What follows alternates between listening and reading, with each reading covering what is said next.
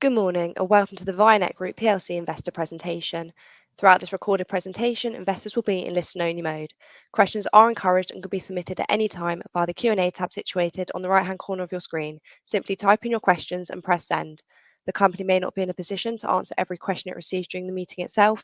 However, the company can review all questions submitted today and publish responses where it's appropriate to do so. Before we begin, I'd like to submit the following poll.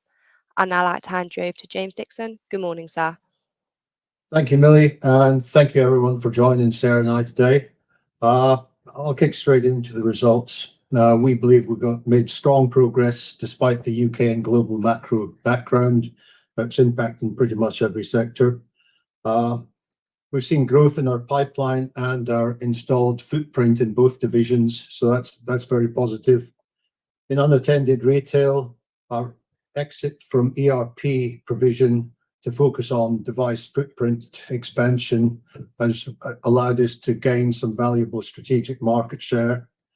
And the retain and gain strategy that we implemented for the 3G exit is also working for the network operators' withdrawal of the 2G networks. So moved in the right direction. And hospitality division, we had growth in all key metrics, so really good news there. And our investment in innovation and technology is starting to pay dividends, so really strong foundations to deliver sustained growth going forward. I'll just turn the page. To those who are new to VIANET, I'll quickly take you through this slide. Bottom line is that we help customers transform business performance, helping them get it right first time, allowing them to do more with less. Hardware in both divisions is an enabler that allows us to harvest data. Thereby we can produce dashboards, alerts, alarms, and it also aids our PCI compliant process for payment processing. Absolute focus on reducing waste and shrinkage in both divisions. And focus on increasing productivity and consumer experience, and that allows them to drive sales improvement. As I said, two divisions: unattended retail, primarily UK focus with some presence in the Benelux with Jacob Douwe Egberts. It's really about capturing data from remote assets and our cashless payment devices. We're in about 37,000 machines across the piece, and that's up 1,000 in the past period. And our hospitality division, beverage metrics, originally focused on the UK pub market, leased and tenanted, but now diversifying into the managed sector and making some progress there. And with the acquisition of beverage metrics in the United States, that gives us a presence there, and we're starting to make inroads with some contracts there. It's a software as a service business model where we have long-term commitments with blue chip clients, generally 3 to 5 year contracts. It's a subscription model that really allows us to drive valuable recurring incomes. Moving on to the financial highlights. I'm not going to dwell too much on this and steal Sarah's thunder, but a strong set of results, especially given the economic uncertainty and the investment climate for our customers. Growth and profitability. The top line and profitability, both impacted by ERP, our decision to withdraw from the ERP market to pivot and focus on to device footprint growth, which really drives our recurring income. Strong cash and net debt performance, and that's after completing share buybacks and increasing our dividend. And we're really pleased to be able to announce 33% increase in the dividend to 0.4p, and that ties into what we do will be our approach going forward, a progressive approach to dividend. Moving on to unattended retail. The 3G switch off, that completes at the end of this month. And of course, we've now got the network operators. O2 have withdrawn access to 2G networks for roaming SIMs, and that impacts a number of industries across the piece, from alarm and security companies all the way through to unattended retail and hospitality. So again, our retain and gain strategy that we implemented for the 3G shutdown is working well for the 2G access withdrawal. We've seen footprint expansion, on the back of our hardware pricing strategy, and it's allowed us to secure, increased number of installations and a strong recurring income stream.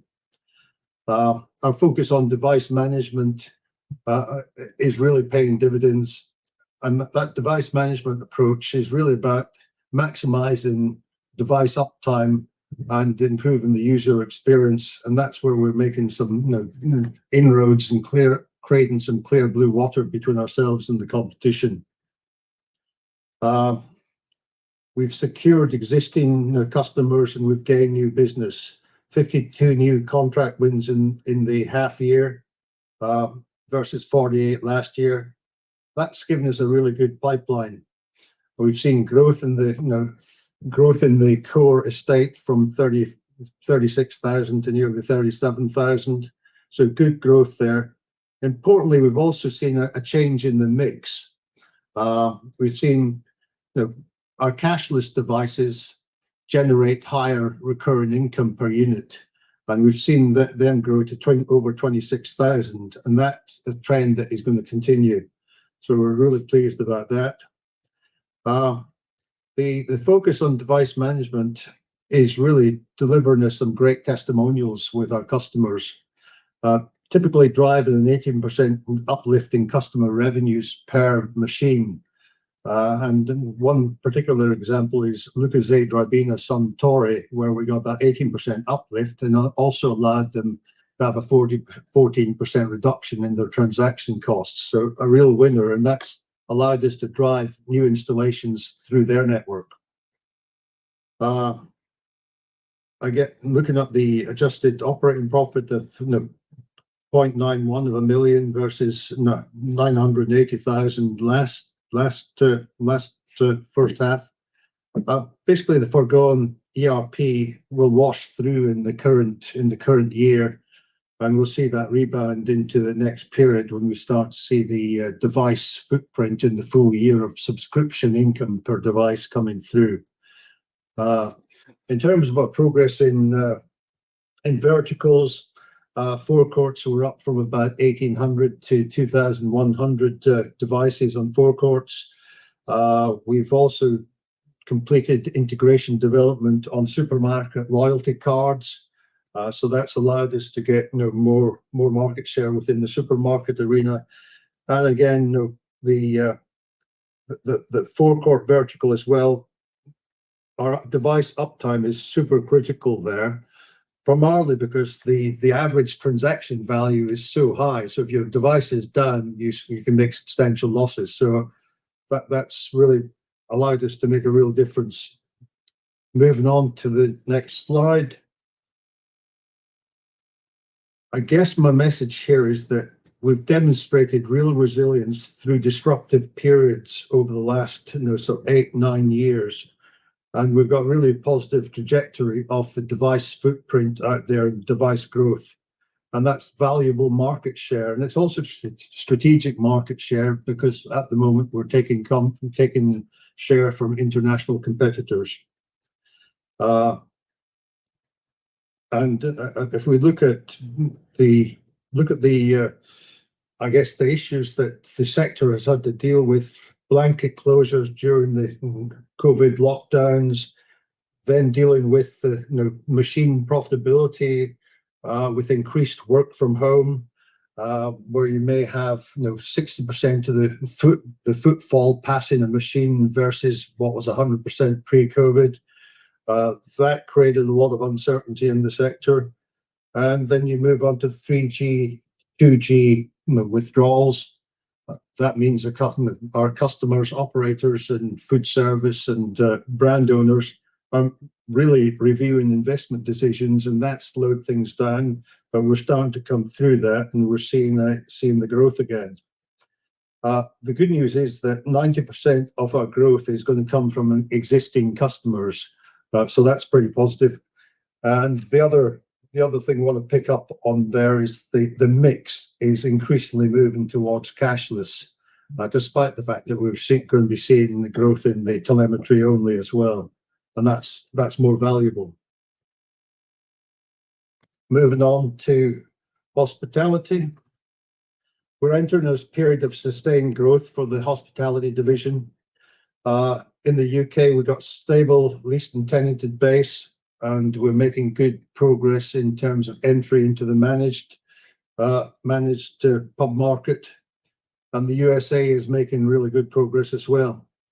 All the key financial metrics are positive across the piece, so that's really encouraging. We've seen for the first time in probably 10-15 years growth in our installed base, and we expect that to continue going forward. The economic background is unhelpful, both in the UK and the US. It is tough for pub companies and fast casual dining restaurants, here and in the States, and that pretty much makes us an essential tool, when they get round to making a decision, because we can help them improve sales, we can help reduce costs, improve their consumer experience. I think one of the keys as well is that there's going to be winners and losers both in the UK and the States, probably more so in the States, where it's very transparent that there are some winners and some losers, and at the moment we tend to be with the winners. We look at the progress in the United States. The FinTech partnership agreement was signed in late August, and that allows us unique access going forward. We've completed the pilot with World of Beer, and we're about to roll out in World of Beer, and we've got good momentum in other pilots. So bottom line is, if you look at hospitality as a whole, we provide significant savings for our customers. It's intuitive.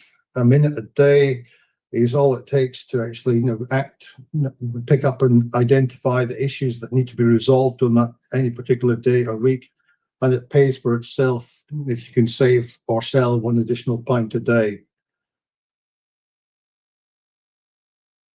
Bit closer look at the States. Encouraging progress and really good engagement.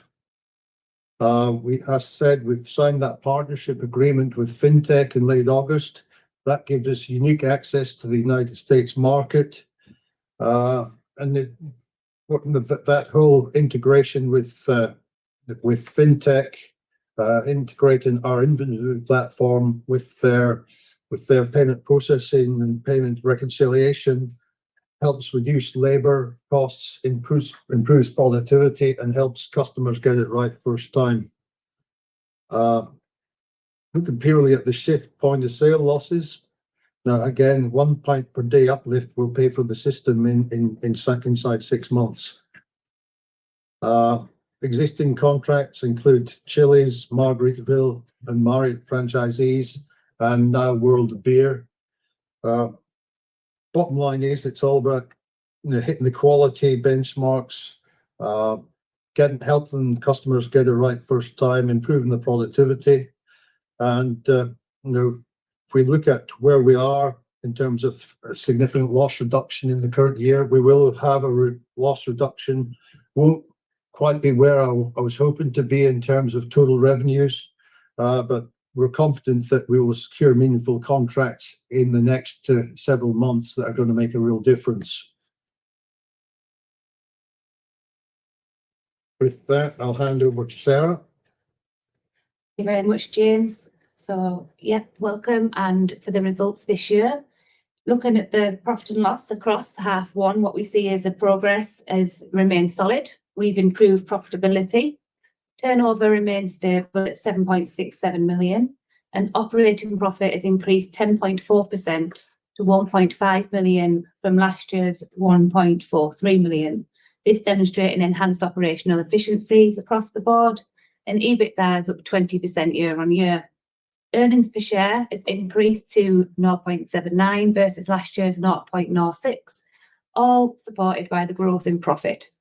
Importantly, recurring revenues have held strong at 84% of overall turnover, and that provides our visibility for half two and beyond, and the confidence that goes along with that as we move forward. We turn over to the actual divisions themselves and the highlights within Smart Zones.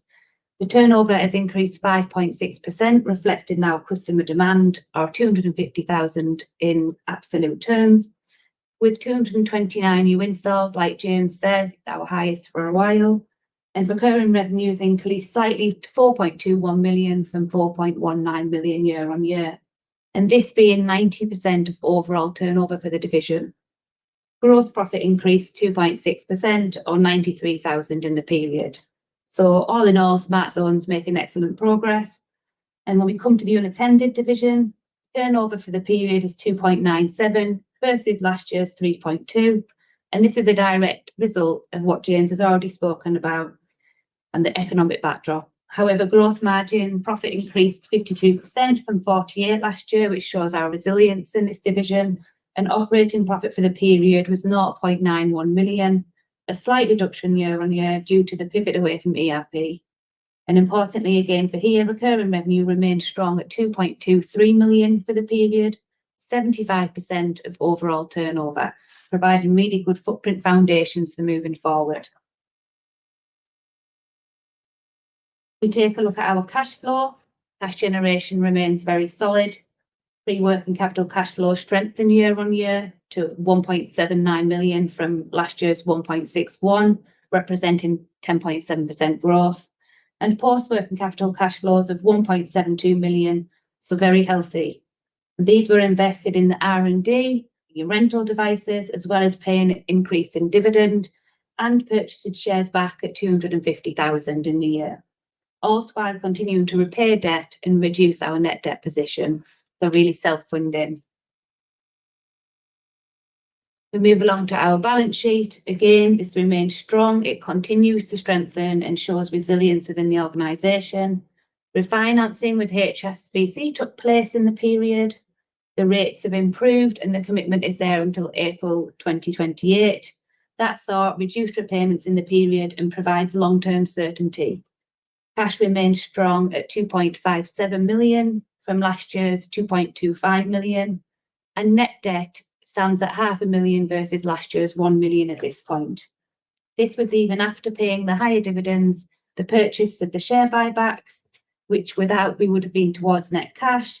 So all in all, a strong balance sheet to support the future growth of the business as we move forward. Thank you, Sarah. Bottom line is that we're in an exciting position, strong financial foundations. We've got strong commercial pipeline and some really good prospects, and there's some strategic opportunities for us as well. If we look at that strong financial engine that's built on a really strong recurring income base that's only going to grow, and we've continued to invest in our technology and innovation to ensure that we stay relevant, going forward. Because we're not satisfied with where we are. We want to continue to actually drive good growth.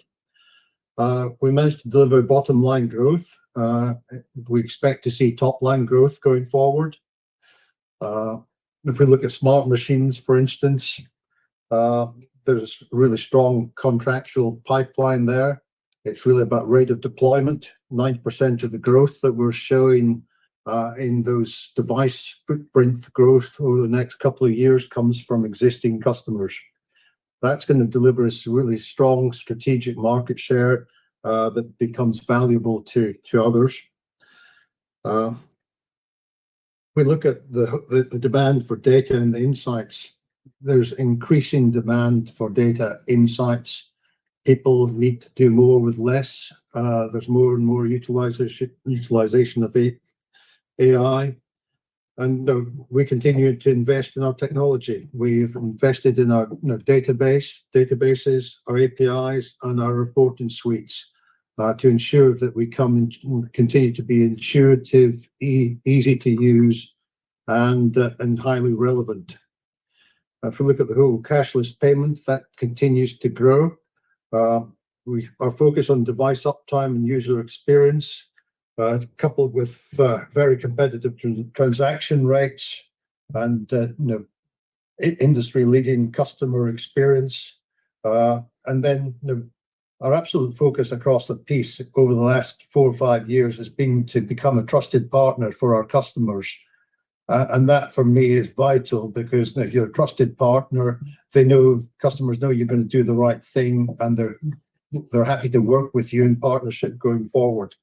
And the testimonials that we're starting to produce and use out there in the marketplace really underline that. Bottom line is that the markets and levers are working in our favor. We have relevant solutions. We continue to innovate, and we're flexible with our customers when events and issues occur. And we know that we're going to win with our customers. That concludes the formal part of the presentation, and we're going to move on to questions now. That's great. Thank you very much for your presentation. Ladies and gentlemen, please do continue to submit your questions just by using the Q&A tab situated on the right-hand corner of your screen. Just while the company take a few moments to review those questions submitted today, I'd like to remind you that a recording of this presentation, along with a copy of the slides and the published Q&A, can be accessed via your investor dashboard. As you can see, we have received a number of questions throughout today's presentation. So please ask you to read out the questions and give responses where appropriate to do so, and I'll pick up from you at the end. Thanks, Mick. Okay, first question. It's in 2 parts. I'll take them part at a time. Due to general economic constraints, you previously said that a lot of customers were preferring to go with sales rental option on new/renewing contracts, thereby spreading the total cost over the length of the contract. Can I ask if this trend is continuing, and at what levels compared to previous years? Bottom line is that hospitality tends to be CapEx, almost 100%. In unattended retail, we get a mix, and it largely depends on the timing of contracts and the timing of when rollouts are being completed. Food service and brand owners tend to go CapEx model, and the vending operators tend to go rental model. So it's really dependent, but the past 6 months has pretty much been similar trends that we've seen in the past, so nothing new to report on there. The second question, at the second part of the question, at the previous investor presentation, you said you had penciled in for approximately $1 million in sales for VIANET USA in the current year. Is this still the anticipated number for this year? Bottom line is that we're behind where we want to be on that, but what we do have is that we have contracts that we're in the process of getting signed up that are going to move us some way towards that, but we won't hit the $1 million. But having said that, it's not factored into our numbers. Those were internal forecasts and ambitions rather than hard baked in forecasts. So we expect to see progress there. Where will the growth come from in a shrinking marketplace? Is the only growth totally offshore? Okay, well, if we take hospitality first, bottom line is that we're in probably 9,500, 9,600 pubs and bars, largely in the UK. There's a total of in excess of 41,000 pubs and bars in the UK. 16,000 independents. There's probably 12,500, 13,000 leased and tenanted, and probably 11,000, 12,000 managed operators.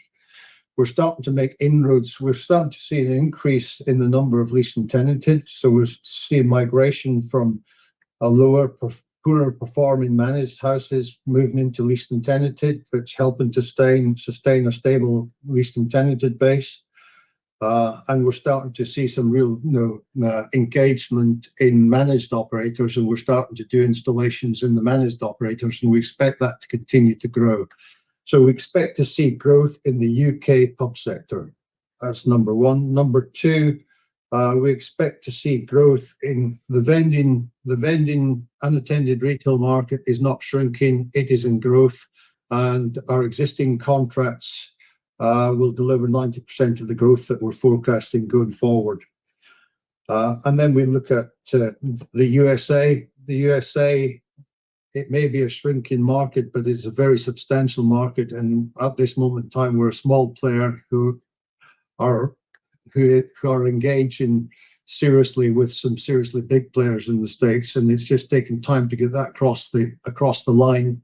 But we're confident that it will happen in the coming months.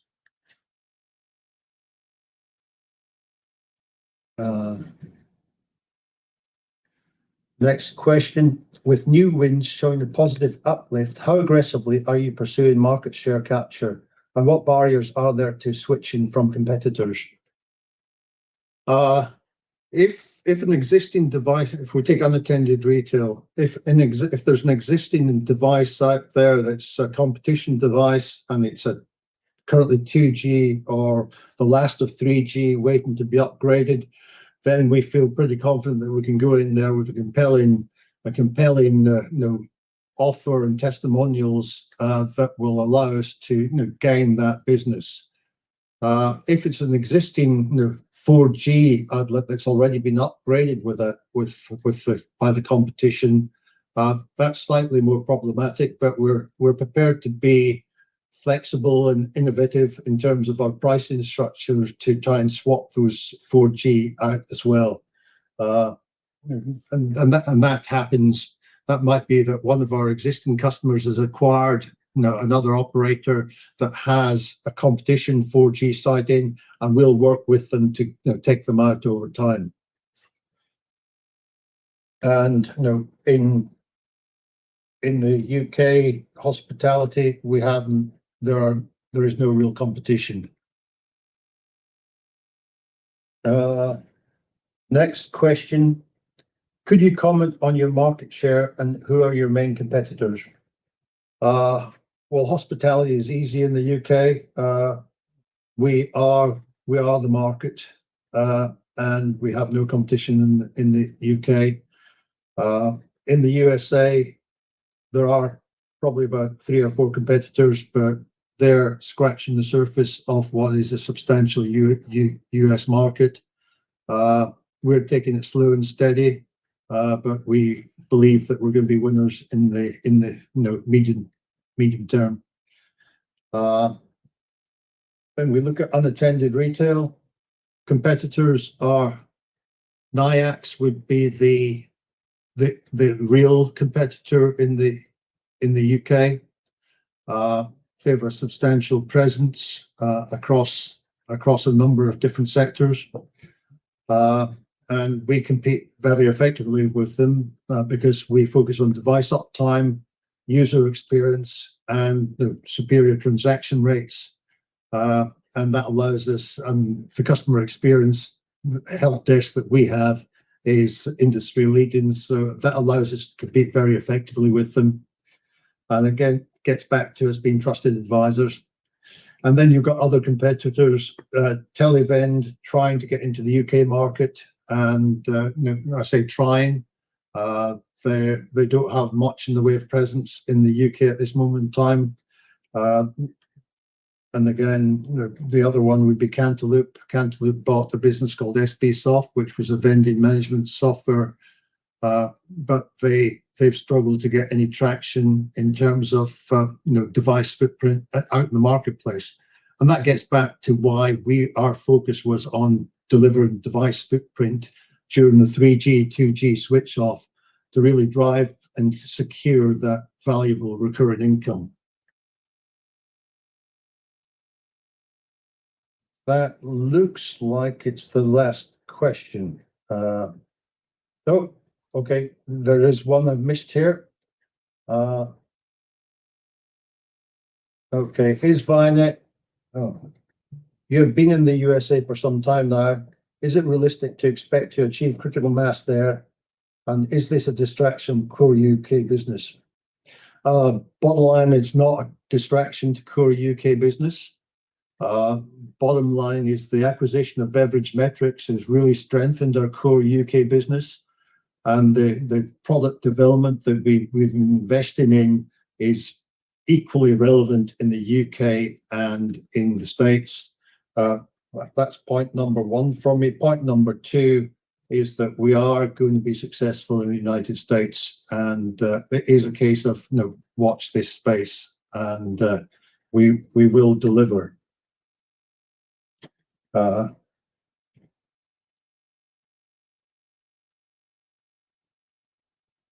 Just checking these.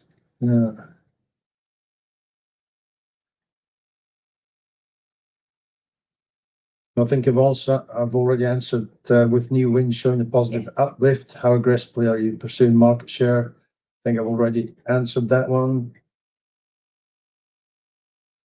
Yeah. That is all the questions for now. That's great. Thank you for answering all those questions you can from investors. And of course, the company can review all questions submitted today and will publish those responses on the Investor Meet Company platform. Just before redirecting investors to provide with their feedback, which I know is particularly important to the company, James, could I please just ask you for a few closing comments? Okay. Well, really pleased with the strong progress in the past year or so. Really delighted with the level of customer engagement and the underlying momentum that we have in both divisions. We have a strong pipeline. In unattended, it's 90% of our existing customers are going to deliver that future growth. In the UK hospitality, leased and tenanted is super stable and showing a little bit growth with us. And we're making inroads into the managed sector, and that's only going to continue to accelerate. And really looking at the USA hospitality, making progress in both the what they call top beverage metrics. It's beverage metrics, draft beer module, but it's also the fast scan inventory module that we're starting to make inroads, and we'll be able to announce some progress there fairly shortly.